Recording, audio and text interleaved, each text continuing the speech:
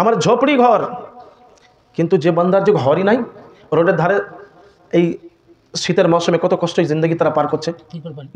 তিরপল ঢাকা নিয়ে আছে, কেউ খেড় একটু বিছিয়ে আছে, কাউরি আবার সে খেড়ও নাই, তিরপলও নাই, এমনি চাদর ঢাকা দিয়ে রাস্তায় সে রাত কাটাচ্ছে।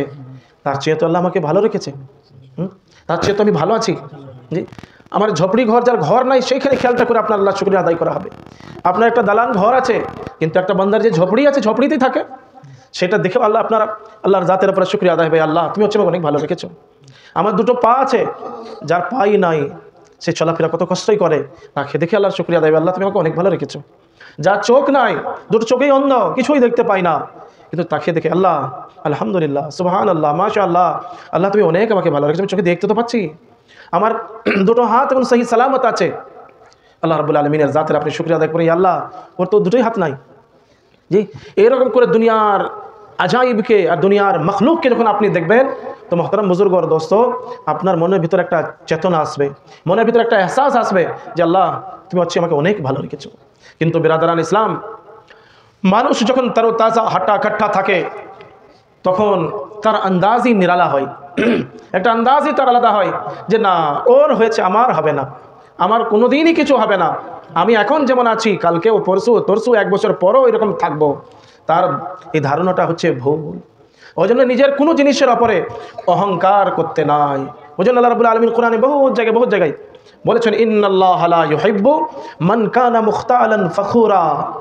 আমি তোমাদের রব বলছি, তোমাদের আল্লাহ আমি বলছি, আমি কখনোই অহংকারী ব্যক্তিকে পছন্দ করি না। লা ইউহিব্বু মান কানা মুখতাআলান ফখুরা, যে অহংকারের সাথে কথাবার্তা বলে, যে অহংকার দেখায়, তাদেরকে আমি পছন্দ করি না। মোহতারাম বুজুর্গ আর দোস্ত, মানুষের জীবন এরকমই হয়।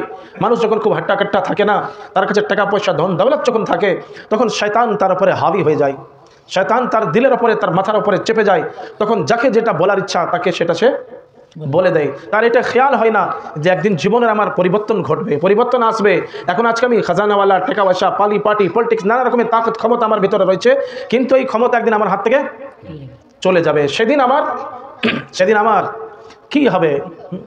তো মোহতারাম বুজুর্গ আর দোস্ত, নিজেকে সব সময় ছোট করে নিজেকে রাখতে হবে, নিজেকে ছোট বানিয়ে রাখতে হবে, যাতে করে কোনো মানুষ যেন তার অন্তরের ভিতরে এই খেয়ালটা না আসে যে আমি তাকে অহংকার দেখাচ্ছি, আমি কোনো জিনিসের গরম তাকে আমি দেখাচ্ছি। কারণ এই জীবনের কোনো দাম নাই।